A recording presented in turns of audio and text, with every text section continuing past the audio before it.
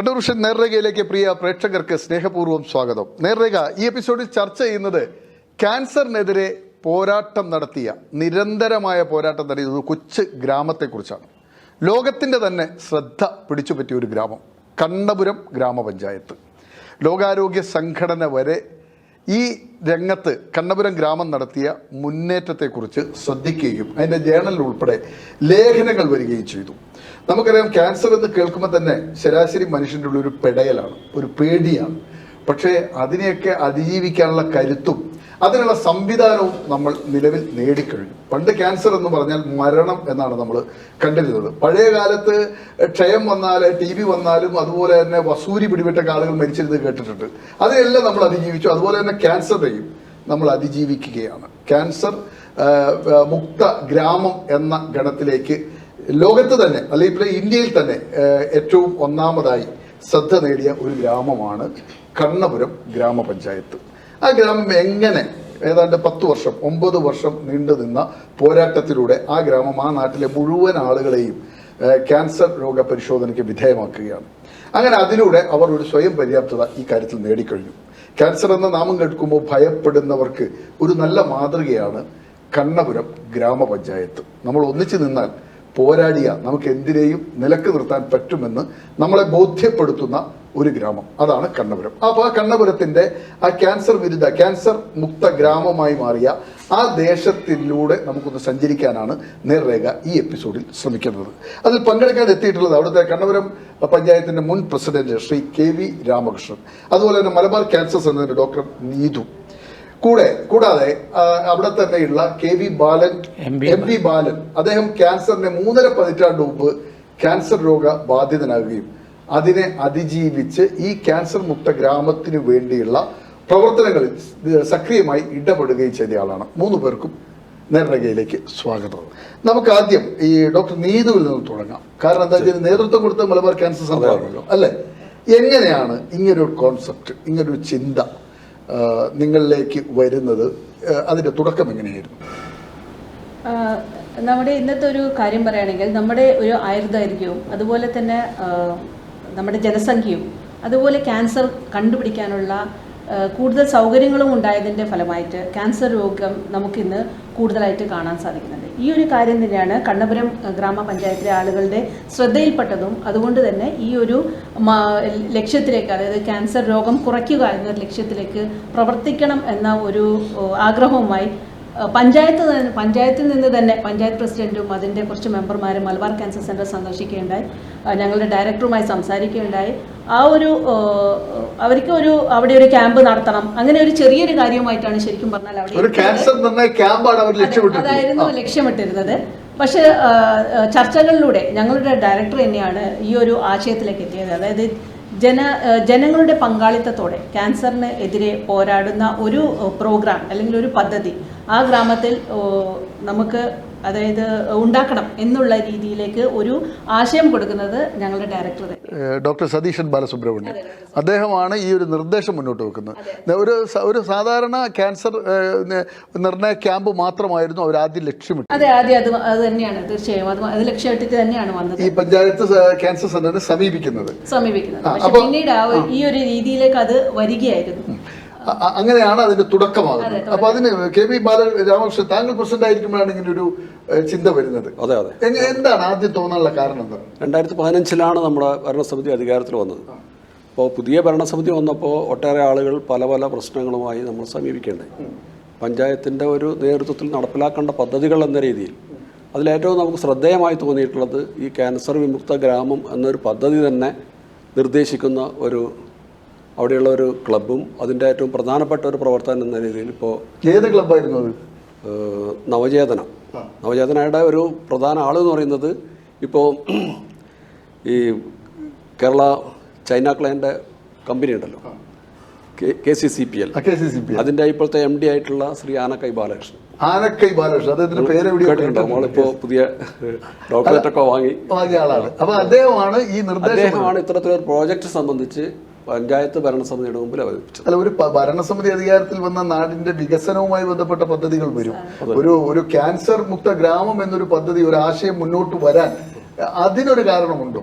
അതിനെ നമ്മളിപ്പോൾ ഡോക്ടറോട് സൂചിപ്പിച്ചതുപോലെ പല പ്രദേശത്തും ക്യാൻസർ വന്ന ആളുകൾ മരിക്കുന്നു. ഇപ്പോൾ സാറ് ആദ്യം തുടക്കത്തിൽ തന്നെ പറഞ്ഞ പോലെ 2-3 ആൾക്കാർ വളരെ അടുത്തടുത്തുള്ള ഒരു വാർഡിൽ അല്ലെങ്കിൽ ഒരു പ്രദേശത്ത് മരിക്കുമ്പോൾ ആളുകൾ ആകെ വലിയ ഭയമാണ്.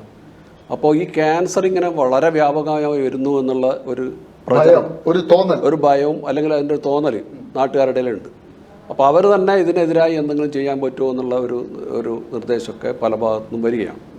അതുപോലെ തന്നെയാണ് കിഡ്നി ഇപ്പോൾ ഡയാലിസിസ്, അതിനുശേഷം അങ്ങനെ ഒരു പ്രപ്പോസലൊക്കെ വന്നിരുന്നു. പക്ഷേ ഇത് നടപ്പിലാക്കുന്ന സമയത്ത് വന്നിട്ടുള്ളതാണ്. അത് ജനങ്ങളുടെ ഒരു ആശങ്കയാണ് പലപ്പോഴും ഈ ഭരണസമിതിയായിട്ട് പങ്കുവെച്ചത്. അങ്ങനെ ഒരു ഗ്രാമത്തിൽ, നിങ്ങളുടെ ഒരു ഗ്രാമത്തിൽ അങ്ങനെ അടുത്ത പ്രദേശത്ത് അങ്ങനെ കുറച്ച് മരണങ്ങൾ ശ്രദ്ധയിൽപ്പെട്ടിരുന്നു? അങ്ങനെ അല്ല, നമ്മുടെ പ്രദേശത്ത് തന്നെ ഉണ്ട്. പിന്നെ അതിലെ ഏറ്റവും വലിയ പ്രശ്നം എന്ന് പറയുന്നത് ഈ ക്യാൻസർ വന്ന് മരിക്കുന്നത് എന്ന് പറഞ്ഞാൽ ഏറ്റവും വേസ്റ്റ് സ്റ്റേജാണ്. അപ്പോൾ വല്ലാത്തൊരു ഭയാനകമായ അവസ്ഥയിലാണ് ആളുകൾ മരിക്കുന്നത്. എന്താണ് നിങ്ങൾക്ക് ഫീൽ ചെയ്തത്? എന്താണ് ഭയാനകമായ അവസ്ഥ? ഏത് തരത്തിലാണത്? ക്യാൻസർ വന്ന് ഇപ്പോൾ ചിലപ്പോൾ ഭക്ഷണം ഇറക്കാൻ വേണ്ടി പറ്റില്ല. അതുപോലെ ചികിത്സ എന്ന് പറയുന്നത് അവസാനത്തെ സ്റ്റേജിലൊന്നുമില്ല, വെറും പാലിയേറ്റീവ് ചികിത്സ മാത്രം. അവർക്ക് വേദന കുറക്കാനുള്ള ഒരു ഇത് മാത്രമേ കൊടുക്കുന്നുള്ളൂ. അപ്പോൾ ആൾക്കാരിങ്ങനെ നിസ്സഹായരായി ഇവരെ നോക്കി നിൽക്കുന്ന ഒരവസ്ഥ. ഇപ്പോൾ പാലിയേറ്റീവ് ചികിത്സയൊക്കെയാണ് ഏറ്റവും അവസാനം ഉണ്ടാവുക. അതുകൊണ്ട് അവർക്ക് തന്നെ അറിയാം ഇത് നമ്മൾ രക്ഷപ്പെടാൻ വേണ്ടി മരിച്ചു പോകും എന്നറിഞ്ഞുകൊണ്ട് ജീവിക്കുക അത് വല്ലാത്തൊരവസ്ഥയാണ്. അത് അവരുടെ കുടുംബക്കാർക്കിടയിൽ വലിയൊരു, അവരുടെ കുടുംബാംഗങ്ങൾക്കിടയിലും അതുപോലെ നാട്ടുകാർക്കിടയിലൊക്കെ വലിയൊരു ഭയാശങ്കയായി മാറുന്നു. അത്തരമൊരു അവസ്ഥയിലാണ് നമ്മൾ ഇത്തരത്തിലൊരു പ്രോജക്റ്റ്, അതിനെതിരെ എന്ത് ചെയ്യാൻ പറ്റും എന്നുള്ളതാണ് മലബാർ ക്യാൻസർ സെന്ററിന്റെ വിദഗ്ധർ. ഈ ആനക്കൈ ബാലകൃഷ്ണൻ നിങ്ങളുടെ ഇടയ്ക്ക് ഈ ആശയം, ആ ക്ലബ്ബ് ആശയം മുന്നോട്ട് വെക്കുകയാണ്. അതെ. അപ്പോഴാണ് ഈ മലബാർ ക്യാൻസർ അന്നേരം മനസ്സിൽ വന്നു. അന്നേരം നിങ്ങൾ എന്താ ചിന്തിച്ചത്? ആദ്യം ഇവരുമായി ബന്ധപ്പെട്ട് എന്ത് ചെയ്യാൻ പറ്റും എന്നുള്ളതായിരുന്നു ആദ്യം. സാധാരണ ഇതിലിപ്പോൾ നമ്മൾ നടത്തുന്നത് ക്ലബ്ബുകാരൊക്കെ വന്ന് ഇത്തരത്തിലുള്ള ക്യാമ്പുകളാണ്. അപ്പോൾ ഈ ക്യാമ്പിൽ നിന്ന് അങ്ങോട്ടേക്ക് അപ്പുറത്തേക്ക് കടക്കാനുള്ള ഒരു വഴി തുറന്നു കിട്ടിയത് യഥാർത്ഥത്തിൽ ഇതിൻ്റെ ഒരു ഉദ്ഘാടന പരിപാടി നമ്മൾ 2016 ജനുവരി 23 നടത്തുകയുണ്ടായി. അതിൽ ഉദ്ഘാടകൻ നമ്മുടെ അന്നത്തെ MLA ശ്രീ TV രാജേഷ്. പക്ഷേ അതിൽ ഡോക്ടർ, ഈ ഡയറക്ടർ, MCCയുടെ ഡയറക്ടർ ഡോക്ടർ സതീശൻ ബാലസുബ്രഹ്മണ്യം വന്ന് അയാളൊരു സ്പീച്ച് അല്ലെങ്കിൽ ഒരു പ്രബന്ധം പോലെ അവതരിപ്പിക്കുക. എന്താണ് അദ്ദേഹം പറഞ്ഞത്? അദ്ദേഹം പറഞ്ഞിട്ടുള്ളത് ഇത് തന്നെയാണ്. തുടക്കത്തിൽ ക്യാൻസറിനെ ഏറ്റവും നേരത്തെ കണ്ടെത്തി ചികിത്സയ്ക്ക് വിധേയമാക്കുക. അതിനിപ്പോഴുള്ള ഏറ്റവും പ്രധാനപ്പെട്ട തടസ്സം എന്ന് പറയുന്നത് ആൾക്കാരുടെ ഭയമാണ്. അപ്പോൾ ആ ഭയം അകറ്റുന്നതിൽ പഞ്ചായത്തിനും അതുപോലെ തദ്ദേശ സ്വയംഭരണ സ്ഥാപനങ്ങൾ, ഏറ്റവും താഴെത്തട്ടിലുള്ള സ്ഥാപനങ്ങൾക്ക് നല്ല രീതിയിൽ ഇടപെടാനുള്ള ഒരു സാധ്യതയുണ്ട്. ആ സാധ്യത നിങ്ങൾ ഉപയോഗപ്പെടുത്തണം. അതിനായിട്ടുള്ള ഒരു പദ്ധതി ആ രീതിയിൽ തയ്യാറാക്കണം എന്ന് ആ പ്രഭാഷണമാണ് യഥാർത്ഥത്തിൽ നമുക്കിതിന് എന്ത് ചെയ്യാൻ പറ്റും, നമ്മൾ തദ്ദേശ സ്വയംഭരണ സ്ഥാപനത്തിൻ്റെ ഇടപെടൽ എങ്ങനെ വേണം എന്നുള്ളതിനെ പറ്റി കൃത്യമായിട്ടുള്ള ഒരു സന്ദേശം ഡോക്ടറുടെ ഒരു പ്രസംഗമായിരുന്നു. അങ്ങനെയാണ് കിട്ടിയത്. അങ്ങനെയാണ് നമ്മുടെ ഇതിൻ്റെ തിരിച്ചു വരാം. നമുക്കൊന്ന് MV ബാലനോട് ചോദിക്കും. ഈ 87 കാലഘട്ടം, ഒരു 35-38 വർഷം മുമ്പ് താങ്കൾ ഒരു ക്യാൻസർ രോഗിയാണെന്ന് എങ്ങനെ തിരിച്ചറിയുന്നത്? ക്യാൻസർ രോഗിയാണെന്ന് അന്ന് ഇതുപോലെ വ്യാപകമായ ലക്ഷണം വൃഷ്ണത്തിലൊരു വീക്കാണ് ഉണ്ടായിന്. അപ്പോൾ അത് പിന്നെ സംബന്ധിച്ച് പരിശോധിച്ചപ്പോൾ, കണ്ണൂർ കാണിച്ചപ്പോൾ ഡോക്ടർ പറഞ്ഞു അത് പിന്നെ കീറിയിട്ട് പിന്നെ പറഞ്ഞു ഇപ്പോൾ ഒന്നും ചെയ്യാൻ പറ്റാത്ത അവസ്ഥയിലാണ്, കീറിയിട്ട് അതുപോലെ തന്നെ കോശിയായിരുന്നു ഒന്ന് ഡോക്ടർ സർജറിൻ്റെ. അപ്പോൾ അതുപോലെ തന്നെ തുന്നിക്കെട്ടി പിന്നെ വെക്കുവാണ്. എനിക്കൊരു കുട്ടിയായില്ലോ അന്നേരം. അപ്പോൾ ഈ ഒരു ഘട്ടത്തിൽ പിന്നെ അങ്ങനെ വെക്കുക ചെയ്ത് എനിക്ക് എന്നിട്ടും ഇത് സംബന്ധിച്ചൊരു വ്യക്തമായ ഒരു ക്ലിയറൻസ് ഇല്ലാത്തതുകൊണ്ട് ഞാൻ ആരോട് ചോദിക്കാണ്ട് എൻ്റെ സ്വന്തം ഇഷ്ടത്തിന് ആടുന്ന് ഡിസ്ചാർജായി ഒരാഴ്ച കഴിഞ്ഞപ്പോൾ മണിപ്പാൽ പോയി. എനിക്ക് മണിപ്പാൽ പോയിട്ട് നല്ല ശീലമുണ്ട്. ഞാനവിടെ മണിപ്പാൽ പോയി ഡോക്ടറെ കാണിച്ചു. സർജറി കഴിഞ്ഞാൽ പിന്നെ അതിനെക്കുറിച്ച് ചിന്തിക്കുമോ? അല്ല, സർജറി കഴിഞ്ഞാലും അല്ല, സാധാരണഗതിയിൽ നിന്ന് വ്യത്യസ്തമായി ഇല്ല. അന്ന് ഞാൻ എനിക്കിത് മാറിയിട്ടില്ല എന്നുള്ള ഒരു തോന്നൽ എനിക്ക് ഇത് അവർ പറഞ്ഞ അഭിപ്രായമായിട്ട് ഒരു പിന്നെ ഇതിപ്പോൾ ഒരു ആഗസ്റ്റ് 15 കഴിഞ്ഞ് 16-ാം തീയതി മനുഷ്യച്ചങ്ങലയും കഴിഞ്ഞിട്ട് ഞാൻ പിന്നെ പിറ്റേന്ന് ആരോടും പറയാണ്ടത് രാവിലെ മണിപ്പാൽ. ഞാൻ അന്ന് വളരെ ചെറുപ്പത്തിലെ ഈ മണിപ്പാൽ ആശുപത്രിയിൽ 3-4 ആളെയും പോക്കുണ്ട്. 1-2-3 ആളെയും കൂട്ടിയിട്ടെല്ലാം പോയി. അപ്പം അങ്ങനെ ബന്ധമുണ്ട്. അപ്പം മണിപ്പാലിൽ ഞാൻ പോവുകയും ആടെ കണ്ട് ഡോക്ടറെ സംസാരിച്ചപ്പോൾ അവർ പിന്നെ പറഞ്ഞ അഭിപ്രായത്തിൻ്റെ അടിസ്ഥാനത്തിലാണ് ബയോപ്സി ചെയ്യുന്നത്. അപ്പോൾ അവരും ഇതേമാതിരി ഓപ്പറേഷൻ ചെയ്യാനാണ് പറഞ്ഞത്, കിടന്നു പറഞ്ഞ മാതിരി തന്നെ പറഞ്ഞത്. അപ്പോൾ പിന്നെ ഇങ്ങനെ പറഞ്ഞു, എന്നോട് പറഞ്ഞു അത് എടുത്തു മാറ്റേണ്ട അവസ്ഥയിലാണ്, അതുകൊണ്ട് ഇന്ന് പ്രശ്നമുണ്ട്, പിന്നെ അതാണ് ചെയ്യേണ്ടത്.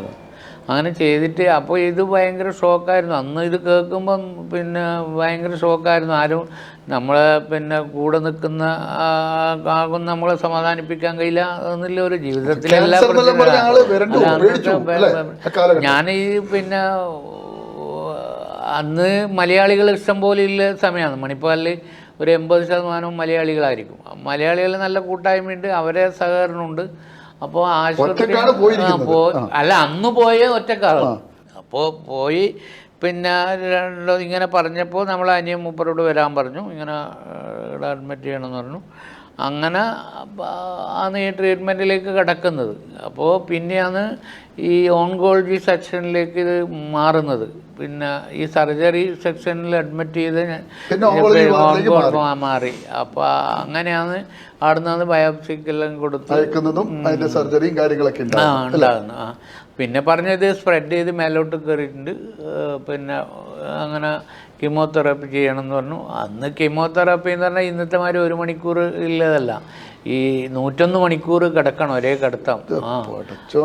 അതാ പിന്നെ 101 സമയത്ത് വളരെ കുറച്ച് സമയം, ഇന്ന് 1 മണിക്കൂർ 3 മണിക്കൂർ 5 ദിവസം വേണം പോയിട്ട് വരാൻ. പോയിട്ട് ഒരാഴ്ച നമുക്ക് മെനക്കെടണം ഒരു പോക്കിന്, 6 ടൈം പോവാൻ. പിന്നെ ഒരു കീമോയ്ക്ക് 101 മണിക്കൂറാണ്. അതിന്റെ ലക്ഷണങ്ങളിലേക്കും അതിന്റെ അവസ്ഥയിലേക്കൊക്കെ വരണം. നമുക്ക് ചെറിയൊരു ബ്രേക്ക് എടുക്കാം, അതിനുശേഷം അതിനകത്തേക്ക് വരാം. കേട്ടപ്പോൾ തന്നെ അത് ബേജാറായി. 101 മണിക്കൂർ. കാരണം എന്റെ ഒരു സഹോദരി ക്യാൻസർ വന്ന് മരണപ്പെട്ടതാണ്. ഇന്ന് നമ്മൾ വളരെ അഡ്വാൻസ്ഡ് ആയി. ഞാൻ ഈ ഡോക്ടർ നീതു, ഇപ്പോഴൊക്കെ ഈ എത്ര സമയമാണ് നമുക്ക് ഇന്ന് കീമോയ്ക്ക് വേണ്ടി വരുന്നത്? നമുക്ക് ഇപ്പൊ ഇത് അഡ്മിറ്റ് ആയിട്ടെന്നല്ല സാർ പറഞ്ഞത്, ഇപ്പൊ OP പ്രൊസീജിയറാണ്. അപ്പൊ ശരിക്കും പറഞ്ഞാല് വന്ന് ചെയ്തു പോകുന്ന അത് ഓരോ കീമോനനുസരിച്ച് മാറുമായിരിക്കും, എന്നാലും ഒരു 3-4 മണിക്കൂർ അതിലും കുറവായിരിക്കും. ഈ കണ്ണപുരം പഞ്ചായത്ത് നിങ്ങളിലേക്ക് വരുമ്പോൾ ആ സമയം വരെ ഒരു പഞ്ചായത്തും അത്ര ഒരു പ്രൊപ്പോസലായിട്ട് വന്നിട്ടില്ല. ഫസ്റ്റ് വരുന്ന കണ്ണപുരം, കണ്ണപുരം പഞ്ചായത്ത് തന്നെയാണ് ഫസ്റ്റ് വരുന്നത്. അവർ വന്നിട്ട് എങ്ങനെയാണ് നമ്മളതിനെ മാനേജ് ചെയ്തത്? ഇപ്പം ഡയറക്ടർ പോയി ഇങ്ങനെ ഒരു കാര്യം പറയുന്നു, ഡയറക്ടർ അത് പറഞ്ഞു കഴിഞ്ഞപ്പം അതിന് എങ്ങനെയാണ് പിന്നെ നിങ്ങളുടെ ഭാഗത്തുണ്ടായ നടപടി എന്താണ്?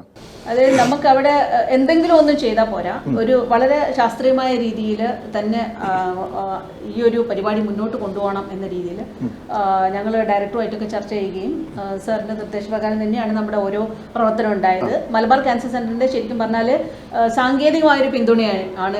എന്തൊക്കെയാണ് സാങ്കേതിക പിന്തുണ? അതാണ് അറിയേണ്ടത്. കാരണം ഇത് കേൾക്കുന്ന ഓരോ പ്രദേശത്തുള്ള മനുഷ്യർക്ക് തോന്നണം നിങ്ങൾ എന്തെല്ലാം നൽകുന്നത്. അതെ അതെ. അപ്പം നമ്മൾ തുടക്കത്തിൽ എന്താണെന്ന് വെച്ചാൽ ഈ പഞ്ചായത്തിലെ ജനങ്ങൾക്ക് പൊതുവെ ക്യാൻസറിനെ കുറിച്ചുള്ള ഒരു ധാരണ, അല്ലെങ്കിൽ അവർക്ക് ക്യാൻസറിനെ കുറിച്ചുള്ള അറിവ് മനസ്സിലാക്കുന്ന രീതിയിൽ നമ്മളൊരു സർവേ നടത്തുകയുണ്ടായി. അതായത് എല്ലാ വീടാന്തരമുള്ളൊരു സർവേ ആയിരുന്നു, അതും പഞ്ചായത്തിൻ്റെ സഹായത്തോടെ തന്നെയാണ് നടത്തിയത്. പക്ഷെ നമുക്ക് മനസ്സിലാക്കാൻ സാധിച്ചു, ജനങ്ങൾ നമ്മുടെ ഒരു ആരോഗ്യ സർവേ എന്നുള്ള നിലയിലാണ് ഞങ്ങളത് കൊണ്ടു നടന്നത്. പക്ഷെ ക്യാൻസറിൻ്റെ ചോദ്യങ്ങൾ എത്തുമ്പോൾ അവർ ഒന്നിക്കാൻ മറുപടി പറയാതിരിക്കുകയോ അല്ലെങ്കിൽ അറിയില്ല എന്ന് പറയുകയൊക്കെ ചെയ്തു. അപ്പോൾ ശരിക്കും പറഞ്ഞാൽ നമുക്കതൊരു ആ ഒരു സർവേയുടെ റിസൾട്ട്സ് ഇവാലുവേറ്റ് ചെയ്യാൻ പോലും പറ്റിയിട്ടില്ല. കാരണം ഒന്നും ഉണ്ടായില്ല, അതിൽ കാര്യമായിട്ട് ഒന്നും ഉണ്ടായില്ല. അപ്പം തന്നെ നമുക്ക് മനസ്സിലായി ആ പ്രദേശത്ത് ഈ അസുഖത്തെ ബാധിച്ചിട്ടുള്ള ഒരു ഭയം നിലനിൽക്കുന്നുണ്ട്. അപ്പോൾ ആ ഭയം എങ്ങനെ മറികടക്കാം, ആ രീതിയിലായിരുന്നു അടുത്ത പ്രവർത്തനങ്ങൾ. അപ്പോൾ നമുക്ക് രണ്ടാമത്തെ ഘട്ടം എന്ന് പറയുമ്പം അതിൽ നമുക്ക് ആ ജനങ്ങളിലേക്ക് ക്യാൻസറിനെ കുറിച്ചുള്ള അറിവ് വർദ്ധിപ്പിക്കുകയും അതിനെതിരെയുള്ള ഭയം ഒഴിവാക്കുകയും ചെയ്യുക എന്ന നിലയിൽ ഒരുപാട് പ്രവർത്തനങ്ങൾ ഇപ്പം നമ്മുടെ ആ പഞ്ചായത്തിൽ നടക്കുന്ന ഏത് സാമൂഹികമായതോ അല്ലെങ്കിൽ സാംസ്കാരികമായതോ ആയിട്ടുള്ള എല്ലാ പരിപാടികളിലും നമ്മൾ ക്യാൻസർ അവബോധം എന്നുള്ളത് ഒരു ഘടകമാക്കി മാറ്റുകയായിരുന്നു. അതെ, പൊതുപരിപാടി മാത്രമല്ല, അമ്പലത്തിലെ ഉത്സവങ്ങളിൽ ഒക്കെ തന്നെ അവിടെ ക്യാൻസറിനെതിരെയുള്ള എക്സിബിഷൻസ് നടത്തുക, ആരോഗ്യ പ്രദർശനങ്ങൾ നടത്തുക, ക്ലാസ്സുകൾ നടത്തുക, വീടാന്തരം അതിന് ക്യാൻസറിനെ കുറിച്ചുള്ള അറിവ് പകരുന്ന ലഘുലേഖകൾ വിതരണം ചെയ്യുക. അത്തരം അത് കൂടാതെ തന്നെ കണ്ണപുരം പഞ്ചായത്തിന് വേറിട്ട ഒരു പ്രവർത്തനമായിട്ടുള്ളതായിരുന്നു ചക്ക മഹോത്സവം എന്നുള്ളത്. ചക്ക ക്യാൻസറിന് എന്താ പറയുക ക്യാൻസറിനുള്ള ഒരു മരുന്നാണോ എന്നുള്ള രീതിയിൽ വരെ ആളുകൾ ചോദിച്ചു. അതൊക്കെ തെറ്റിദ്ധാരണയായിരുന്നു. ഈ ഒരു പ്രദർശനത്തിൻ്റെ ഒരു ഉദ്ദേശം എന്നുള്ളത് നമ്മുടെ പ്രാദേശികമായിട്ടുള്ള പച്ചക്കറികളും ഫലവർഗ്ഗങ്ങളും കൂടുതൽ ഉപയോഗിക്കാനുള്ള ഒരു പ്രോത്സാഹനം ജനങ്ങൾക്ക് കൊടുക്കുക എന്ന നിലയിൽ അത് വേറിട്ടൊരു അനുഭവം. ചക്ക മഹോത്സവം നമ്മൾ ഇത് പൊതുവിൽ പല സ്ഥലത്തും അത്തരത്തിൽ പരിപാടികൾ നടത്തുന്നുണ്ട്. അപ്പോൾ അത് എങ്ങനെ നമ്മൾ എങ്ങനെ ലിങ്ക് ചെയ്യാമെന്നുള്ളത് ആലോചിച്ചപ്പോഴാണ് നമ്മൾ ഇതിൻ്റെ ഒരു പ്രാധാന്യം മനസ്സിലാക്കിയത്. ഒന്ന് പ്രാദേശികമായിട്ടുള്ള ഡോക്ടർ സൂചിപ്പിച്ച പോലുള്ള പ്രാദേശിക കാർഷിക ഉൽപ്പന്നങ്ങൾ. പലപ്പോഴും ഈ ചക്ക എന്ന് പറയുന്നത് ഇപ്പോൾ ഒരു വേസ്റ്റായി മാറുകയാണ്, ആരും ഉപയോഗിക്കാത്ത ഒരവസ്ഥയാണ് പലപ്പോഴും. അങ്ങനെയുള്ള ചക്കയുണ്ട്, മാങ്ങയുണ്ട്, മറ്റുള്ള സാധനങ്ങളൊക്കെ ഉണ്ട്. അപ്പോൾ അതൊക്കെ വെച്ചിട്ട് ഒരു ക്യാൻസർ പ്രതിരോധ ഭക്ഷ്യമേള എന്നാണ് നമ്മളതിന് പേര് കൊടുത്തത്. ചക്ക മഹോത്സവം എന്ന് പറഞ്ഞെങ്കിലും അതിന്റെ ശരിയായ ക്യാൻസർ പ്രതിരോധ ഭക്ഷ്യമേള അതാണ് അതിന്റെ പേര്. ആ ഭക്ഷ്യമേളയിൽ തന്നെ നമ്മൾ ഒരുപാട് പ്രവൃത്തികൾ ചെയ്തിട്ടുണ്ട്. അതായത് ഈ ഭക്ഷണം ക്യാൻസറിനെതിരെ എങ്ങനെ ഭക്ഷണത്തിലൂടെ പൊരുതാം, അതുപോലെ അതിനനുസരിച്ചുള്ള പാനൽ ചർച്ചകൾ, അതേപോലെ തന്നെ ഒരുപാട് 3 ദിവസം എത്ര ജനപങ്കാളിത്തം ഉണ്ടായിരുന്നു? പറയാൻ പോലും പറ്റില്ല. കണ്ണപുരത്ത് നമ്മുടെ ഒരു ഗവൺമെന്റ് സ്കൂളിൽ അവിടെയാണ് സാധാരണ എല്ലാ പരിപാടിയും വെക്കുന്നത്. അവിടെ വെച്ചാണ് നടത്തിയത്. അതൊക്കെ വലിയ വിജയമായിരുന്നു. ഈ നാടൻ അതായത് ഭക്ഷ്യസാധനങ്ങൾ ഇതുപോലെയുള്ള ചക്ക, മാങ്ങ ഇതൊക്കെ ഉപയോഗിച്ചിട്ടുള്ള പാചക മത്സരങ്ങൾ നടത്തി. അതേപോലെ ഈ കൃഷി വകുപ്പുമായി ബന്ധപ്പെട്ടിട്ട് എങ്ങനെ ഒരു വീട്ടിൽ പച്ചക്കറിക്ക് തോട്ടമുണ്ടാക്കാം എന്നതിനെ പറ്റിയുള്ള പരിശീലനങ്ങൾ നൽകി. അങ്ങനെ ഒരുപാട് പ്രവർത്തനങ്ങൾ അതിന് ആ ഒരു പഞ്ചായത്ത് ശരിക്കും അങ്ങനെ മുൻകൈ എടുത്തപ്പോൾ താങ്കൾ നേരിട്ട പ്രതിസന്ധി എന്താ? ആളുകൾ ഈ ക്യാൻസറിന്റെ പുറകെ പ്രസിഡന്റും ഭരണസമിതിയും പോകുമ്പോൾ ആളുകളുടെ ഒരു മനോഭാവം എന്തായിരുന്നു? അല്ല, അതില് ചില കമന്റ്സ് ഒക്കെ വന്നിട്ടുണ്ട്. നിങ്ങൾ സാധാരണ ഇപ്പോൾ പഞ്ചായത്ത് എന്ന് പറയുന്ന ആൾക്കാരുടെ മുമ്പിൽ റോഡും മറ്റുള്ളതും അതാണ് വികസനം, അതാണ് അവരുടെ വികസനം. അപ്പോൾ നിങ്ങൾ ഇങ്ങനെ ചക്ക മഹോത്സവം നടത്തി നടന്നാൽ മതി, നമ്മളെ റോഡ് എന്താ അതിൻ്റെ അവസ്ഥ എന്താണെന്നൊക്കെ നമ്മളോട് നേരിട്ട് ചോദിച്ച കുറേ അല്ല, അങ്ങനെ ചോദിച്ചവർക്ക് പോലും പിന്നീട് ഇത് കുറച്ച് കാര്യമുണ്ട് എന്നുള്ളത് മനസ്സിലായി. എന്താണ് ആ കാര്യം? അവർക്ക് മനസ്സിലായ കാര്യം എന്താണ്? മനസ്സിലായത് ഇപ്പോൾ ഈ തുടർന്നുള്ള നമ്മുടെ ക്യാമ്പുകൾ, ഇപ്പോൾ നാട്ടിലൊക്കെ വന്നിട്ടുള്ള ഒരു 4-5 ക്യാമ്പുകൾ നമ്മൾ ഓരോ വാർഡ് അടിസ്ഥാനത്തിൽ നടത്തിയിട്ടുണ്ടായി. അപ്പോൾ അതിൽ നമ്മൾ എടുത്തിട്ടുള്ള ഒരു എഫേർട്ട് എന്ന് പറയുന്നത് കുടുംബശ്രീയുടെ വാർഡ് തലത്തിലുള്ള കമ്മിറ്റികളൊക്കെ വിളിച്ച് ഇതിൻ്റെ അയൽക്കൂട്ടം തലത്തിൽ വരെ ഇതിൻ്റെ ഒരു പ്രചരണം എത്തിച്ചു. 5000-ഓളം പോസ്റ്റ് ഇതിൻ്റെ ലഘുലേഖകൾ, അത് ഇവർ തന്ന ഡീറ്റെയിൽസ് തന്നെയാണ്. നമ്മൾ കണ്ണവരം പഞ്ചായത്ത് വെച്ച് അടിച്ചു എന്നേ ഉള്ളൂ.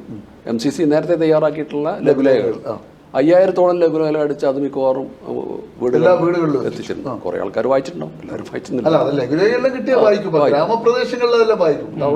വായിച്ചിട്ടില്ല. അതുപോലെ ഡോക്ടർ പറഞ്ഞ നേരത്തെ ഈ അമ്പലവുമായി ബന്ധപ്പെട്ട് അമ്പലത്തിലെ ഉത്സവവുമായി ബന്ധപ്പെട്ട് വിഷുവിനാണ് നമ്മുടെ ചെറുകുന്നിലെ വളരെ ഫേമസ് ആയിട്ടുള്ള അന്നപൂർണേശ്വരി ക്ഷേത്രത്തിലെ ഉത്സവം. അതിൻ്റെ ക്ഷേത്രത്തിലേക്ക് പോകുന്ന വഴിക്കാണ് നമ്മളെ PHC. അപ്പോൾ അവിടെ നമ്മൾ ഇത് വെച്ച് ഈ MCC തന്നെ തയ്യാറാക്കാൻ ഒരു 19ഓളം ബോർഡുകൾ, ഈ പ്രചരണത്തിന് വേണ്ടിയുള്ള ബോർഡുകൾ വെച്ച് ഒരു 4-5 ദിവസം നീണ്ടു നിൽക്കുന്ന എക്സിബിഷൻ. ആ എക്സിബിഷനിൽ ഓരോ ദിവസവും വൈകുന്നേരം കേരളത്തിലെ പ്രമുഖരായിട്ടുള്ള ഓങ്കോളജിസ്റ്റ് ഡോക്ടർമാരെ കൊണ്ടുവന്നിട്ടുള്ള ഒരു ക്ലാസ് എല്ലാ ദിവസവും വെച്ചു. അതിലിപ്പോൾ ഷാജി ആയിലത്ത് എന്നൊക്കെ പറഞ്ഞ ആളിപ്പോൾ കണ്ണൂരോ കോഴിക്കോട്, അന്ന് എറണാകുളത്തായിരുന്നു. അതുപോലെ ഈ നമ്മുടെ ക്യാൻസർ കെയർ സൊസൈറ്റിയുടെ ഡോക്ടർ രവീന്ദ്രൻ, അവരുടെയൊക്കെ പേര് പറയേണ്ടതാണ്. അതുപോലെ നമ്മുടെ അവിടെ തന്നെയുള്ള മിഷൻ ഹോസ്പിറ്റലിലെ ഡോക്ടർ മുരളീധരൻ. അവസാന ദിവസം പരിഷത്തിൻ്റെ സംസ്ഥാന തലത്തിലൊക്കെ അഖിലേന്ത്യാ തലത്തിൽ തന്നെ പ്രവർത്തിക്കുന്ന T. ഗംഗാരൻ മാഷ്, അയാളെ ക്ലാസ് ഈ എങ്ങനെ ക്യാൻസറിനെതിരായിട്ടുള്ള ഒരു അത് വെച്ച് ഭക്ഷണവുമായി ബന്ധപ്പെട്ടിട്ടാണ്. അപ്പോൾ അതിൽ അയാൾ ഗംഗാരൻ മാഷ് ഊന്നിയത് നമ്മൾക്ക് നമ്മുടെ വീടുകളിൽ ഈ മറ്റ് കീടനാശിനികളൊന്നും ഇല്ലാതെ ജൈവ കൃഷി വലിയ തോതിൽ പ്രോത്സാഹിപ്പിക്കണം എന്നുള്ളതാണ്. അതൊക്കെയാണ് ഈ നമ്മുടെ ചക്ക മഹോത്സവത്തിൽ പിന്നീട് നമ്മൾ കവർ ചെയ്യാൻ വേണ്ടി ശ്രമിച്ചത്. 3 ദിവസം അതിലൂടെ വലിയ ബോധം ഉണ്ടാക്കാൻ സാധിച്ചു. പച്ചക്കറി ഇത് കൃഷിയുമായി ബന്ധപ്പെട്ടിട്ട് കാർഷിക മേഖലയിൽ പ്രവർത്തിക്കുന്നവരെ വെച്ച് നല്ല ക്ലാസ് കൊടുക്കാൻ വേണ്ടി സാധിച്ചിട്ടുണ്ട്. അതൊക്കെ കുറേ ആൾക്കാർ ഉൾക്കൊണ്ടിട്ടുണ്ട്. അങ്ങനെ പ്രകൃതിക്കിടങ്ങിയ രീതിയിൽ ജീവിക്കാൻ തുടങ്ങിയോ നാട്ടുകാർ? നമുക്ക് തിരിച്ചു വരാം. ശ്രീ MP ബാലൻ, ഈ 101 മണിക്കൂർ കീമോ അല്ലേ, അത് എങ്ങനെയാണ് അതിനെ അതിജീവിച്ചത്? ആ സമയത്തുള്ള മാനസിക അവസ്ഥ എന്തായിരുന്നു? കാരണം ഇന്നത്തെ ആളുകൾ അറിയണമല്ലോ, ഇന്ന് നമ്മൾ വളരെ അഡ്വാൻസ്ഡ് ആണ് ചികിത്സയ്ക്കെല്ലാം. തൊട്ടടുത്ത് തന്നെ ചികിത്സാ കേന്ദ്രവും നമുക്കുണ്ട്, ഏറ്റവും അതിവേഗം വളർന്നുകൊണ്ട് വളർന്ന് വലിയ രീതിയിൽ ഒരു റിസർച്ച് സെന്ററായി അത് മാറിക്കഴിഞ്ഞു. അന്നത്തെ നിങ്ങളുടെ ഒരു മാനസികാവസ്ഥ എന്തായിരുന്നു? ഇപ്പൊ ഇരിക്കുന്ന ഒരു സന്തോഷം ഇല്ലല്ലോ. മാനസികാവസ്ഥ വളരെ മോശമായിരുന്നു. ജനിച്ചിട്ടേ ഉള്ളൂ, ജീവിതം പച്ച പിടിക്കുന്നേ ഉള്ളൂ, ജീവിതം തുടങ്ങി എന്ന് പറയാ, അത്ര ആയിട്ടില്ലോ. പേടിച്ചു പോയോ ശരിക്കും? തുടക്കത്തിൽ ഭയങ്കര പേടിയായിരുന്നു. ഇങ്ങനെ ട്രീറ്റ്മെൻറ്റ് പറഞ്ഞപ്പോൾ ട്രീറ്റ്മെൻറ്റ് തുടങ്ങിയപ്പോൾ എന്നോട് പ്രത്യേക ഒരു സ്നേഹമാണ്. ചെറുപ്പക്കാരന് ഒരു രോഗം വന്നൊന്നുമില്ല, അവിടെ പ്രൊഫസർക്കെല്ലാം ഭയങ്കര സ്നേഹമായിരുന്നു. അവരെല്ലാം വിളിച്ചു പറഞ്ഞു, നീ പേടിക്കണം വേണ്ട, എന്ത് പ്രശ്നം ഉണ്ടായാലും ഇവിടെ വന്നാൽ മതി. അങ്ങനെ വലിയ സ്നേഹത്തിൽ എന്നോട് പെരുമാറും. പക്ഷേ ഈ ട്രീറ്റ്മെൻറ്റ് കഴിയുന്നവരെ ഒരു നരക തുല്യമായ ഒരു അവസ്ഥയാണ്. ഛർദി എന്ന് പറഞ്ഞാൽ ഇന്നും അതുപോലെയുള്ള ഛർദിയൊന്നും ഞാൻ കണ്ടിട്ടില്ല. കണ്ടിന്യൂ ഇങ്ങനെ ഛർദിച്ച് ഇങ്ങനെ വല്ലാത്തൊരവസ്ഥയിലാവും. ഇത്രയും സമയം കിടക്കുകയും വേണം, ഇങ്ങനെ ഒരേ കിടത്താണ്. ഇങ്ങനെ കുത്തിയിട്ട് ഇതേമാതിരി ഇത് ഇഞ്ചക്ഷൻ ഓരോ ടൈമിന് കയറ്റിക്കൊണ്ട് പോയാൽ. അപ്പോൾ അതിൽ നിന്ന് റെസ്റ്റൊന്നുമില്ല. ശരിക്ക് ഞാനിപ്പം ജീവിക്കുന്ന അങ്ങനെ ഇത് കൊടുക്കൊന്നും വേണ്ടെന്ന് എനിക്ക് ചിലപ്പോൾ ഇപ്പം തോന്നലുണ്ട്.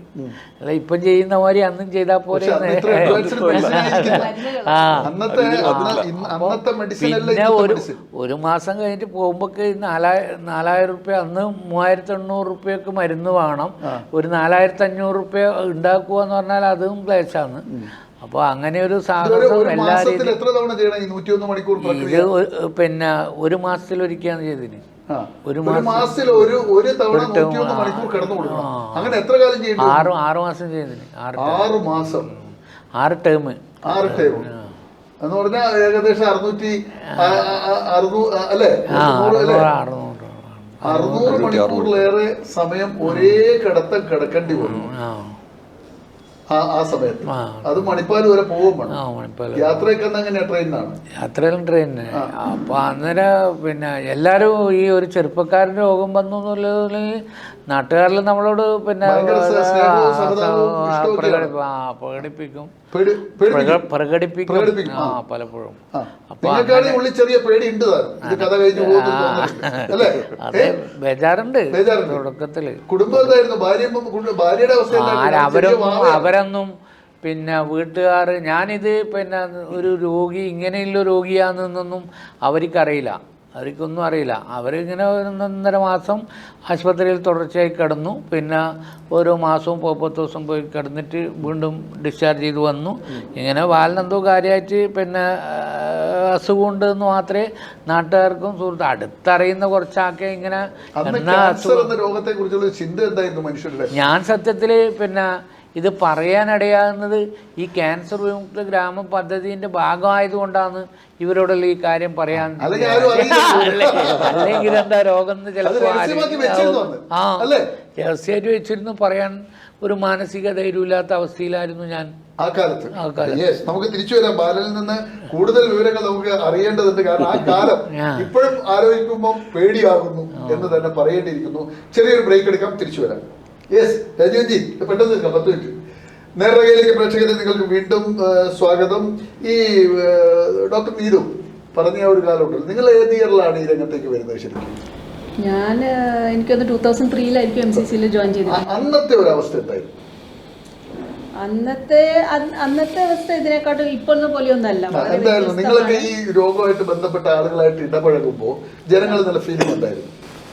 ജനങ്ങൾക്ക് പൊതുവെ പേടിയുണ്ടായിരുന്നു. പിന്നെ നമുക്ക് ബ്രസ്റ്റ് ക്യാൻസറുമായിട്ട് ബന്ധപ്പെട്ടിട്ടാണ് പറയുകയാണെങ്കിൽ, ഇപ്പോൾ ഇന്ന് ബ്രസ്റ്റ് ക്യാൻസറിൻ്റെ ചികിത്സ എന്ന് പറയുമ്പോൾ നമുക്ക് ആ മുഴ മാത്രം എടുത്ത് മാറ്റുന്ന രീതിയിലുള്ള ചികിത്സ, അതായത് നമ്മുടെ ശരീരത്തിലെ അവയവങ്ങൾക്ക് മാറ്റമൊന്നുമില്ലാത്ത രീതിയിൽ ഉള്ള ചികിത്സയാണ് ഇന്ന്. അന്നത്തെ പറഞ്ഞാൽ നമുക്ക് എത്ര ഏർലി സ്റ്റേജ് ആണെങ്കിലും ബ്രസ്റ്റ് ക്യാൻസർ എന്ന് പറയുമ്പോൾ റിമൂവ് ചെയ്യുക എന്നുള്ളത് മാത്രമേ ഉള്ളൂ.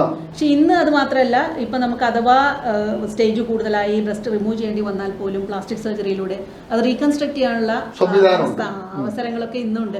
അപ്പം ക്യാൻസർ ട്രീറ്റ്മെന്റ് എന്ന് പറയുന്നത് വളരെയധികം അന്നത്തെ വെച്ച് നോക്കുമ്പോൾ വളരെ വളർന്നു കഴിഞ്ഞു. അന്നത്തെ ആളുകളുടെ മാനസികമായ അവസ്ഥ, ആ ഭയത്തിൽ നിന്നുള്ള മാറ്റം ഉണ്ടായിട്ടുണ്ട്. അന്ന് മാറ്റം ഉണ്ടായിട്ടില്ല. പിന്നെ അന്ന് ഭയം മാത്രമല്ല, അന്ന് ചികിത്സ എന്ന് പറയുന്നത് അതിന്റെ ചെലവുകൾ. ഇന്ന് അന്ന് ഞാൻ ഉണ്ടായ ആ ഒരു കാലഘട്ടത്തിൽ ആളുകളുടെ കയ്യിൽ നിന്ന് പൈസ പോകുന്ന രീതിയിൽ ആണ് ചികിത്സ ഉണ്ടായിരുന്നത്. തിരുവനന്തപുരം എത്താൻ വേണം അല്ലേ? ഇപ്പം നമ്മുടെ MCCയിൽ വരുന്ന ആളുകൾ പോലും.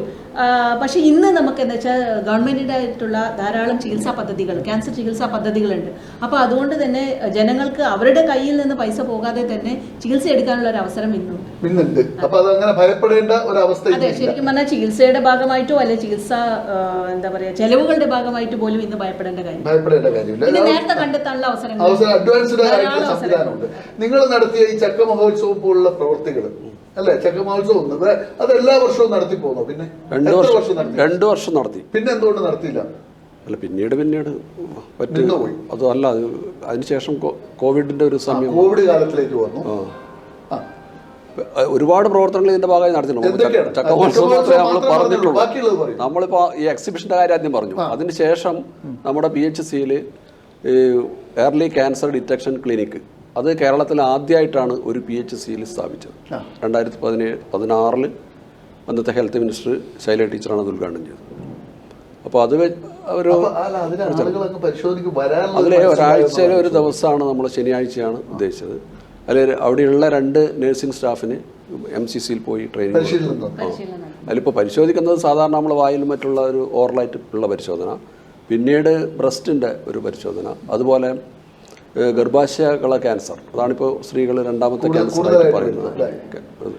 അപ്പോൾ അതിൻ്റെ പാപ്സ്മിയർ എടുക്കാനുള്ള ഒരു ട്രെയിനിങ് ഒക്കെ ഇവർ കൊടുത്തിരുന്നു. അങ്ങനെ പാപ്സ്മിയർ എടുത്ത് അത് MCCയിലേക്ക് അയച്ചു കൊടുക്കും. ഒരു മാസം കൂടുമ്പോൾ അയച്ചു കൊടുക്കും. അങ്ങനെയാണ് ഒന്ന് ഉള്ളത്. പിന്നീട് നമ്മൾ മറ്റ് ഒരുപാട് പ്രവർത്തനങ്ങൾ ഇതിൻ്റെ ഭാഗമാക്കി മാറ്റിയിട്ടുണ്ട്. ഒന്ന്, നമ്മുടെ ഒരു കുടുംബശ്രീ യൂണിറ്റ് മുടി ദാനം ചെയ്യാൻ വേണ്ടി തയ്യാറായി. അപ്പോൾ സാധാരണ ഇതിൽ അവരിങ്ങനെ മുടി ദാനം ഒരു ക്യാമ്പ് അത്രേ അവസാനിക്കും. പക്ഷേ നമ്മളത് ഈ ക്യാൻസർ പ്രതിരോധത്തിൻ്റെ ഭാഗമായിട്ടുള്ള ഒരു ചടങ്ങാക്കി മാറ്റി. എബിയൻ ജോസഫാണ് അത് ഉദ്ഘാടനം ചെയ്തത്. എബിയൻ ജോസഫ് അതിനു മുമ്പായി അദ്ദേഹം തന്നെ നടത്തിയിട്ടുള്ള ഒരു യാത്രയുണ്ടായിരുന്നു, കേരള യാത്ര, ചിത്ര യാത്ര. ആ ചിത്രയാത്രേൻ്റെ ജില്ലാതലത്തിലെ ഉദ്ഘാടനം അവിടെയാണ് വെച്ചത്. ഒരു ദിവസം ഫുള്ളായിട്ടുള്ള ഒരു പരിപാടിയായിരുന്നു. അതുപോലെ അതിൻ്റെ ഒരു സമാപനമായിട്ട് വിന്നേഴ്സ് മീറ്റ് എന്നുള്ള നിലയിൽ ഈ ക്യാൻസർ അതിജീവിച്ച ആളുകളെ ഒരു സംഗമം ഒക്കെ ഉണ്ടായി. അതുപോലെ തന്നെ ഇത് നല്ലൊരു പ്രചരണമായിരുന്നു ഈ ചിത്രയാത്ര എന്നുള്ളത്. ഒരുപാട് ചിത്രങ്ങളും ഇതൊക്കെയായി. അതുപോലെ തന്നെ മറ്റ് ഏജൻസികൾ അവിടെ ഒരു ബ്രസ്റ്റ് ക്യാൻസറിൻ്റെ ഒരു പരിശോധനയ്ക്ക് വേണ്ടിയുള്ള ഒരു ക്യാമ്പ് നടത്തിയിട്ടുണ്ടായി. ഇതൊക്കെ നമ്മൾ ഇതുമായിട്ട് ലിങ്ക് ചെയ്തു എന്നുള്ളതാണ് ഇതിൻ്റെ കാര്യം. നമ്മൾ എത്രയാണ് നിങ്ങളുടെ പഞ്ചായത്തിലെ ജനസംഖ്യ എത്രയാണ്? ജനസംഖ്യ 18,000. ഈ 18,000 പേരിലേക്ക് നിങ്ങൾ എത്തി? 18,000 പേരിലേക്ക് എത്തിയില്ലെങ്കിലും അതിൻ്റെ ഏകദേശം സന്ദേശം എത്തി. എല്ലാ വീടുകളിലേക്കും സന്ദേശം എത്തി.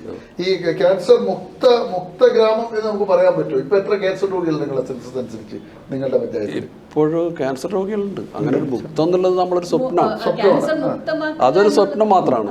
വളരെ വിദൂരമായിട്ട് സാധിക്കുന്നുണ്ട്. ഈ പുതിയ അതിലിപ്പോൾ വേറെ 2ാമത് നമ്മൾ തുടങ്ങിയിട്ട് ഇപ്പോൾ ഈ 10 ദിവസത്തെ ഒരു സ്ഥാനാർബുദ പരിശോധനയാണ്. ഇതിപ്പോൾ ഈ WHO ഒക്കെ അതിൻ്റെ ജേണലിലൊക്കെ വന്നിട്ടുള്ള ഏറ്റവും പ്രധാനപ്പെട്ട കാര്യം. അതെന്തായിരുന്നു അതിന്റെ മൂവ്മെന്റ്? അതിൽ ഈ അതും നമ്മൾ MCC തന്നെ നമ്മളോട് ചെയ്യാൻ പറ്റുമോ എന്ന് ചോദിച്ചു. നമ്മൾ ഏറ്റെടുത്തൊരു നമ്മുടെ ഈ എല്ലാ പ്രവർത്തനങ്ങളുടെ ഫലമായിട്ട് ഈ ഒരു പഞ്ചായത്തിൽ ക്യാൻസറിനെതിരെയുള്ള ഒരു ഭയം കുറഞ്ഞു വരുന്നതായിട്ടും ആ പഞ്ചായത്ത് സഹകരിക്കുമെന്നുള്ളൊരു വിശ്വാസം നമുക്കുണ്ടായിരുന്നു. അപ്പോൾ അതുകൊണ്ട് തന്നെ സ്ത്രീകളുടെ സ്ഥാനാർബുദ പരിശോധനയ്ക്കായിട്ടുള്ള ഒരു പ്രോജക്റ്റ് വന്നപ്പം അത് ഞങ്ങൾ പ്രസിഡന്റിനോട് ചോദിക്കുകയും പ്രസിഡന്റ് ആ നിമിഷം തന്നെ എഗ്രി ചെയ്തു. അത് നമ്മുടെ പഞ്ചായത്ത് തന്നെ ചെയ്യണം എന്നുള്ളതല്ലേ.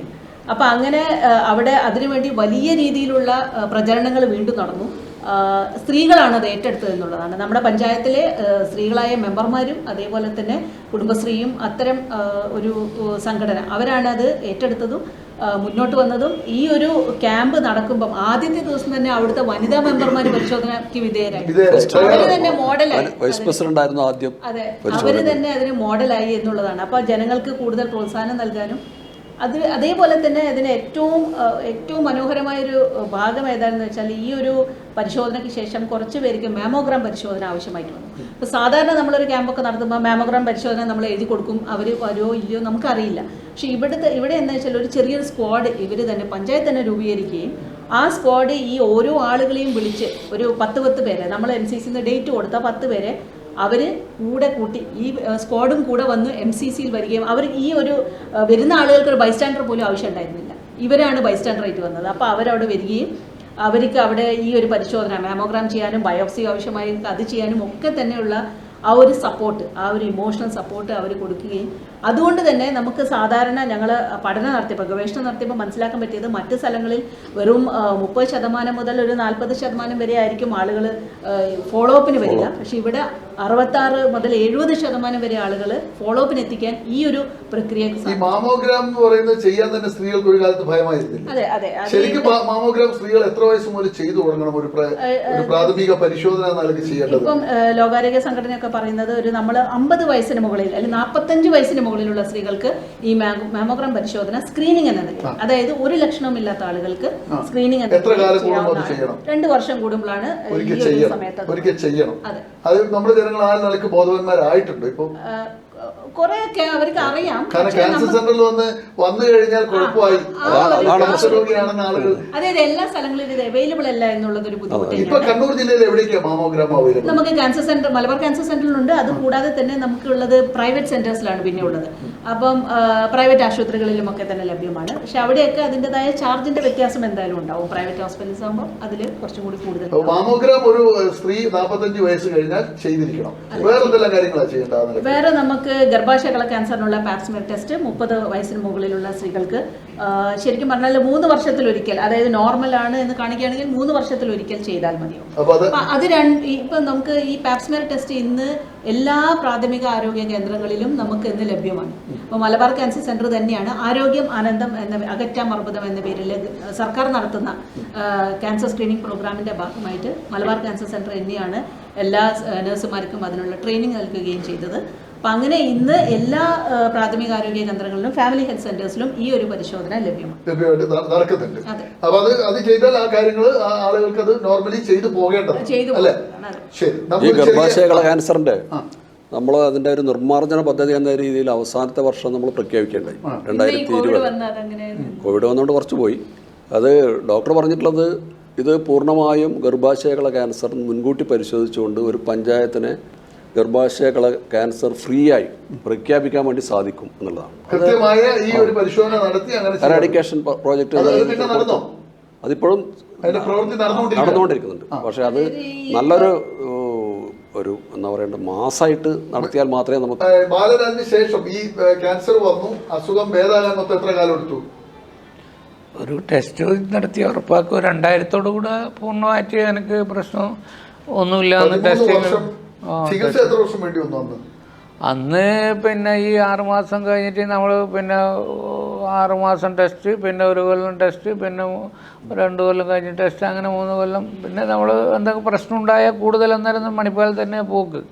ഒരു മറ്റെന്ത് പ്രശ്നം ഉണ്ടായാലും പെട്ടെന്ന് മണിപ്പാൽ. അത് ഒരു ഡോക്ടർ എന്നോട് പറഞ്ഞു, നിങ്ങൾ കൂടുതൽ നാട്ടിലൊന്നും ഇതാക്കേണ്ടതില്ല, വേറെ എന്തെങ്കിലും അസുഖം ഉണ്ടായാൽ അന്നേരം.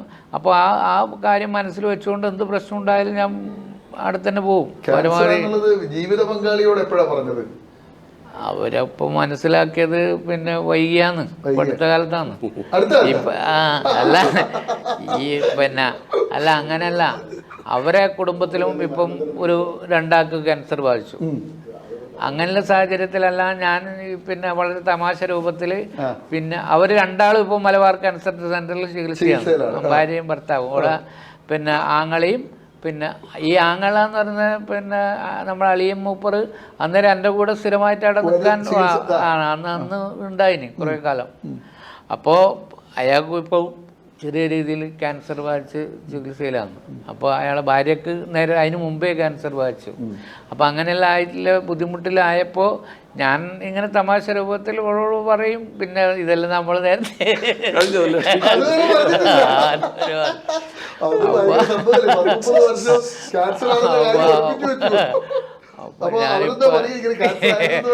അല്ല ഇപ്പം പിന്നെ അതുമായിട്ടെല്ലാം പൊരുത്തപ്പെട്ട് വന്നു. ഇപ്പോ അത്ര തന്നെ 10-35 വർഷം ഒളിപ്പിച്ചു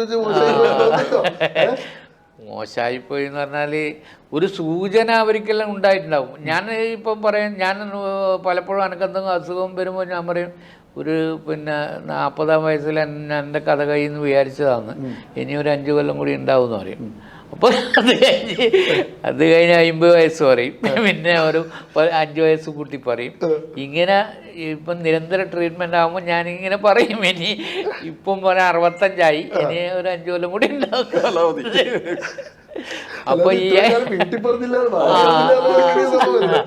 അപ്പൊ ഇങ്ങനെ പറഞ്ഞ് നമ്മൾ അത് പിന്നെ കൺവിൻസ് ചെയ്യിക്കും.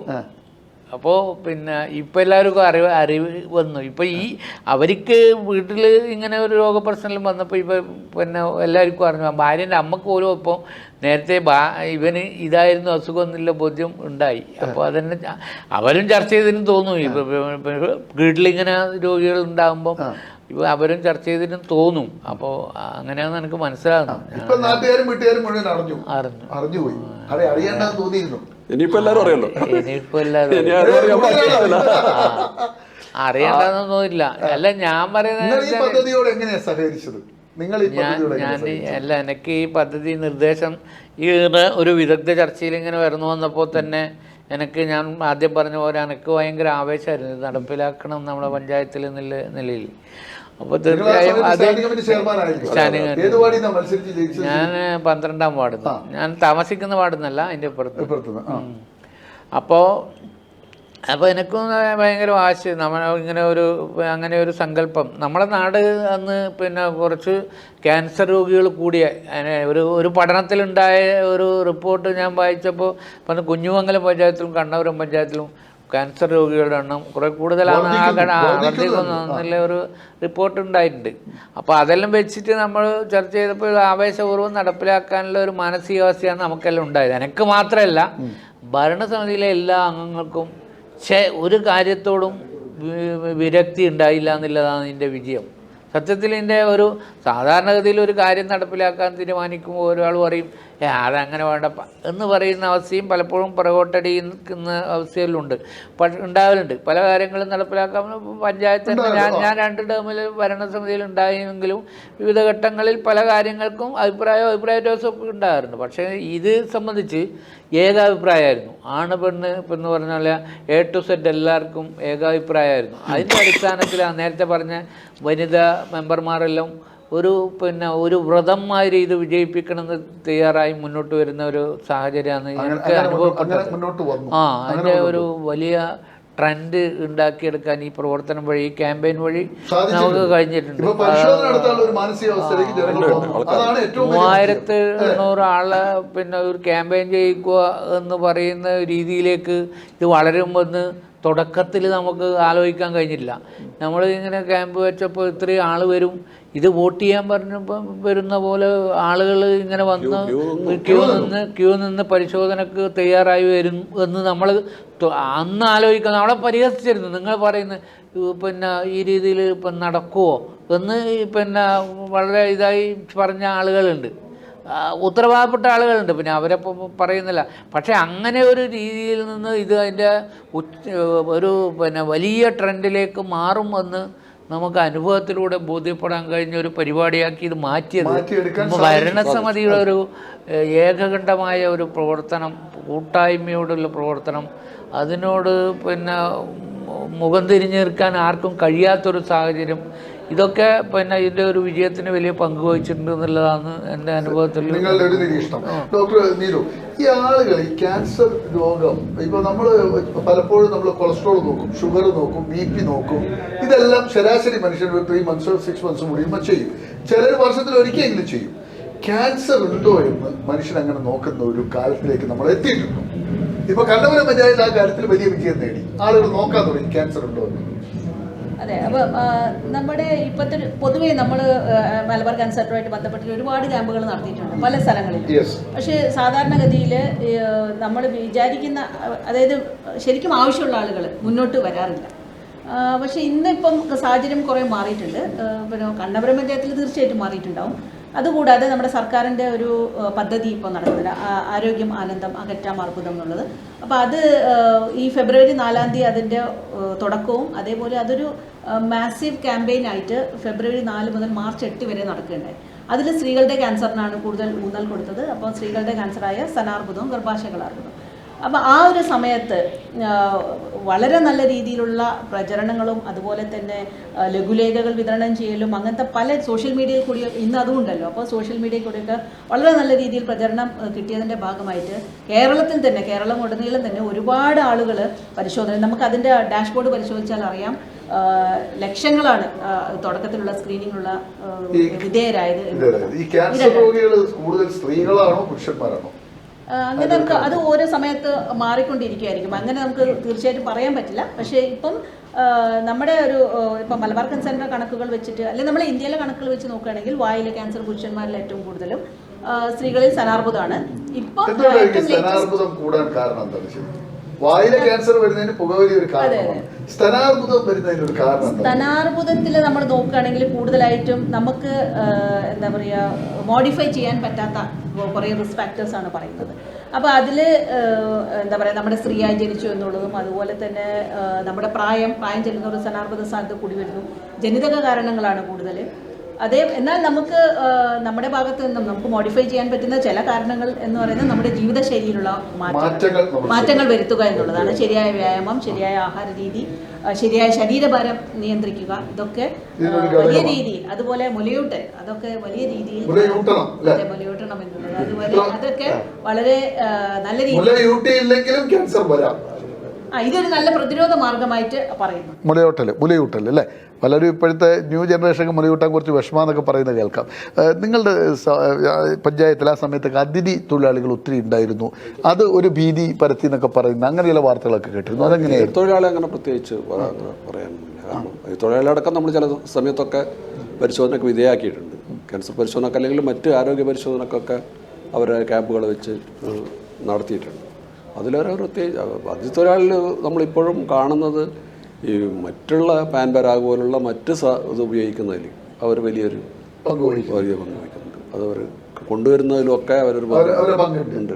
അവരുടെ ക്യാമ്പുകളിലൊക്കെ താമസിക്കുന്നുണ്ട്. നിങ്ങൾ ഈ നടത്തിയിരുന്ന പദ്ധതികൾ, താങ്കളുടെ കാലത്ത് നടത്തിയിരുന്ന പദ്ധതികൾ ഇപ്പം താങ്കളുടെ ഭരണശേഷവും അതെങ്ങനെയാണ് കൊണ്ടു നടക്കുന്നത്? ഇപ്പോഴും നമ്മുടെ ഈ ഏർലി ക്യാൻസർ ഡിറ്റക്ഷൻ ക്ലിനിക് ഉണ്ടല്ലോ, അത് കൃത്യമായി വർക്ക് ചെയ്യുന്നുണ്ട്. അതിലിപ്പോൾ 2 ആഴ്ചയിൽ ഒരു ദിവസം ശനിയാഴ്ച വരുന്നുണ്ട്. ആളുകളിപ്പോൾ നമ്മുടെ ആശാവർക്കർമാരെ ഒക്കെ ഉപയോഗിച്ചിട്ടാണ് കൊണ്ടുവരുന്നത്. പക്ഷെ അത് കുറച്ചും കൂടെ ഒരു മാസീവ് ക്യാമ്പയിനായിട്ട് നല്ല രീതിയിലൊരു ക്യാമ്പിലേക്ക് പോയാൽ മാത്രമേ നമ്മൾ ഈ ഉദ്ദേശിക്കുന്ന രീതിയിൽ എറാഡിക്കേഷൻ പ്രോജക്റ്റ് എന്ന് പറയുന്നത് മുഴുവൻ ആളുകളെയും പരിശോധിച്ച് അവരൊക്കെ നിരന്തര പദ്ധതിയായിട്ട് കൊണ്ടുപോകണം. നിലവിലുള്ള ഭരണസമിതി അത് എത്രമാത്രം എടുക്കുന്നുണ്ട്? പദ്ധതി നടപ്പിലാക്കുന്നുണ്ട്. പക്ഷെ അത് നിങ്ങളായിട്ടുള്ള കമ്മ്യൂണിക്കേഷൻ എങ്ങനെ ഇപ്പോൾ പഞ്ചായത്ത്? കഴിഞ്ഞ ആഴ്ച വരെ വന്ന് ക്യാമ്പ് നടത്തി. ഈ അടുത്ത് അതിനുശേഷം നമ്മൾ വായിലെ ക്യാൻസറിന്റെ ഇതുപോലെ ഒരു പദ്ധതി ഉണ്ടായപ്പം പഞ്ചായത്ത് വളരെ നല്ല രീതിയിൽ സഹകരിക്കുകയും നമ്മുടെ ഈ 10-29ഓളം ക്യാമ്പുകൾ വായിലെ പരിശോധന നടത്തുകയും ചെയ്യുന്നു. അതേപോലെ തന്നെ ഇപ്പം ശ്വാസകോശ അർബുദ ദിനമായിരുന്നു ഓഗസ്റ്റ് 1. അപ്പോൾ ആ സമയത്ത് നമ്മൾ ശ്വാസകോശ അർബുദത്തിൻ്റെ ബോധവൽക്കരണ പരിപാടികൾ അതിഥി തൊഴിലാളികൾക്കും നമ്മൾ ഈ അടുത്തൊരു ക്ലാസ് നടത്തേണ്ടത്. അവർക്ക് ഹിന്ദിയിലൊക്കെ ക്ലാസ് എടുക്കണമല്ലോ. അപ്പോൾ അങ്ങനെ ആ രീതിയിൽ നമ്മളൊരു ക്ലാസ്സൊക്കെ അവർക്കും ഈ ഒരു ക്യാൻസറിന് ഉള്ള ഒരു അത് നൽകേണ്ടത്. അപ്പോൾ അവിടെ അവർക്ക് ലാപ്ടോപ്പിൽ ചിത്രങ്ങളൊക്കെ കാണിച്ചു കൊടുത്തു. അപ്പോൾ അവർ വേഗം അവരുടെ ഫോൺ എടുത്തിട്ട് അത് സെർച്ച് ചെയ്യുന്നൊക്കെ ഉണ്ടായിരുന്നു. അപ്പോൾ ഒരു ചെറിയൊരു മാറ്റം ഉണ്ടാകാൻ സാധ്യതയുണ്ട് എന്ന് ഞങ്ങൾക്ക് അതിൽ തോന്നുന്നുണ്ട്. ഇപ്പോഴും ഈ പരിശോധനകളൊക്കെ നടക്കുന്നുണ്ട്. സ്റ്റാറ്റസ് ഇപ്പോഴും നിലനിർത്തുന്നു. നമുക്ക് ഏതൊരു തരത്തിലുള്ള പ്രവർത്തനങ്ങൾ ഉണ്ടെങ്കിൽ ഞങ്ങൾ ആദ്യം ഓർക്കുന്നത് കണ്ടപുരം പഞ്ചായത്താണ്. സാധാരണ അസുഖങ്ങൾ പോലെ തന്നെ ഇതിനെയും ആ ഗണത്തിൽപ്പെടുത്തി പരിശോധനകൾ നടത്തി വരികയാണ്. അതാണ് കണ്ണപുരം നേടിയ വിജയം, അല്ലേ? ഓക്കെ, ഭയമില്ലാതാക്കാം. ഓക്കെ, സമയം തീരുകയാണ്. ഒരു കാര്യം പ്രേക്ഷകർ ആലോചിക്കേണ്ടത്, നമുക്ക് സാധാരണ ഹൃദയവും ശരീരത്തിൻ്റെ എല്ലാ അവയവവും ആരോഗ്യം നിലനിർത്താൻ സാധാരണഗതിയിൽ നമ്മൾ നടത്താറുള്ള പല പരിശോധനകളുമുണ്ട്. നമ്മൾ കൊളസ്ട്രോൾ നോക്കും, BP നോക്കും, ഷുഗർ നോക്കും, അങ്ങനെ പല കാര്യങ്ങളും പല തരത്തിൽ നോക്കാറുണ്ട്. അതിൻ്റെ കൂടെ തന്നെ ക്യാൻസർ നിർണയം, ക്യാൻസർ നമുക്കുണ്ടോ, അതിൻ്റെ ലക്ഷണങ്ങൾ കാണിക്കുന്നുണ്ടോ എന്നുള്ളത് കൂടി ഇനിയുള്ള കാലത്ത് പരിശോധിക്കുന്നത് നല്ലതാണ്. കാരണം തുടക്കത്തിൽ തന്നെ ഇത് കണ്ടെത്തിയാൽ പൂർണ്ണമായിട്ടും അത് മാറ്റാൻ കഴിയുമെന്നുള്ളതിന് ഏറ്റവും വലിയ തെളിവാണ്. അദ്ദേഹം കുടുംബത്തോട് വരെ രഹസ്യമാക്കി വെച്ചു. ഇനിയിപ്പോൾ നാട്ടുകാർ മുഴുവൻ അറിയാൻ പോകും. പക്ഷെ അദ്ദേഹം നല്ല ആത്മവിശ്വാസത്തോടുകൂടി ഇരിക്കുന്നത്. നിങ്ങൾ ആലോചിക്കണം, 101 മണിക്കൂർ നീണ്ടു നിന്ന കീമോ, അല്ലേ? 101 മണിക്കൂർ നമുക്കൊന്നും ആലോചിക്കാൻ പറ്റില്ല. ഇന്ന് നമ്മൾ OP പോയി ജസ്റ്റ് പോയി ചെയ്ത് ഡോക്ടർ നീതു പറഞ്ഞതുപോലെ ഏതാനും മണിക്കൂറുകൾ, ഒരു 2-3 മണിക്കൂർ കൊണ്ട് ചെയ്തു വരുന്ന ഒരു പ്രക്രിയയെ ഒരേ കിടത്തം 101 മണിക്കൂർ കിടന്ന് ചെയ്ത ഒരു മനുഷ്യൻ നമ്മുടെ മുന്നിലിരിക്കുന്നുണ്ട്. അപ്പം നമ്മൾ ഇതിനെ നമ്മൾ തുടക്കത്തിൽ കണ്ടുപിടിക്കണമെങ്കിൽ നമ്മൾ നിരന്തര പരിശോധന നടത്തിയേ പറ്റൂ. ഒടുവിൽ കണ്ടെത്തിയാൽ ആർക്കും ഒന്നും ചെയ്യാൻ കഴിയില്ല. രാമകൃഷ്ണൻ പറഞ്ഞതുപോലെ പിന്നെ പാലിയേറ്റീവാണ്. മരിക്കാനായി കാത്തു കിടക്കുന്നവരായി നമ്മൾ മാറാതിരിക്കാൻ, മരണം ആണ് നമ്മുടെ മുന്നിൽ ഏക വഴി എന്ന് പറയുന്ന ഒരു അവസ്ഥയിൽ നമ്മൾ കിടക്കേണ്ടി വരിക എന്ന് പറഞ്ഞാൽ അത് ചെറിയ കാര്യമല്ല. നമ്മൾ എത്ര വലിയ പ്രൗഢിയുള്ളവനായാലും, എത്ര കഴിവുള്ളവനായാലും, എത്ര ആരോഗ്യമുള്ളവനായാലും മരിച്ചു പോകുമെന്ന് ഉറപ്പായി കഴിഞ്ഞാൽ ഒരു അവസ്ഥ ആലോചിച്ച് നോക്കി. ആ അവസ്ഥയിലേക്ക് നമ്മൾ എത്താതിരിക്കാൻ നിരന്തരമായ നിരീക്ഷണങ്ങളും പരിശോധനകളും അനിവാര്യമാണ്. അതുകൊണ്ട് തന്നെ കണ്ണപുരം മാതൃക ഈ നാട്ടിലെ എല്ലാ പഞ്ചായത്തുകളും സ്വീകരിക്കണം. നമ്മുടെ നാട്ടിലെ ജനങ്ങളുടെ ആരോഗ്യം തന്നെയാണ് നമ്മുടെ ഏറ്റവും വലിയ സമ്പത്ത് എന്ന് മാത്രമാണ് നിർറയ്ക്ക് പറയാനുള്ളത്. ഇത്രയും സമയം ഞങ്ങൾക്ക് വേണ്ടി ചെലവഴിച്ച നിങ്ങൾ 3 പേർക്കും നിർറയുടെ നന്ദി, നമസ്കാരം. പ്രേക്ഷകർക്കും നിർറയുടെ നന്ദി, നമസ്കാരം.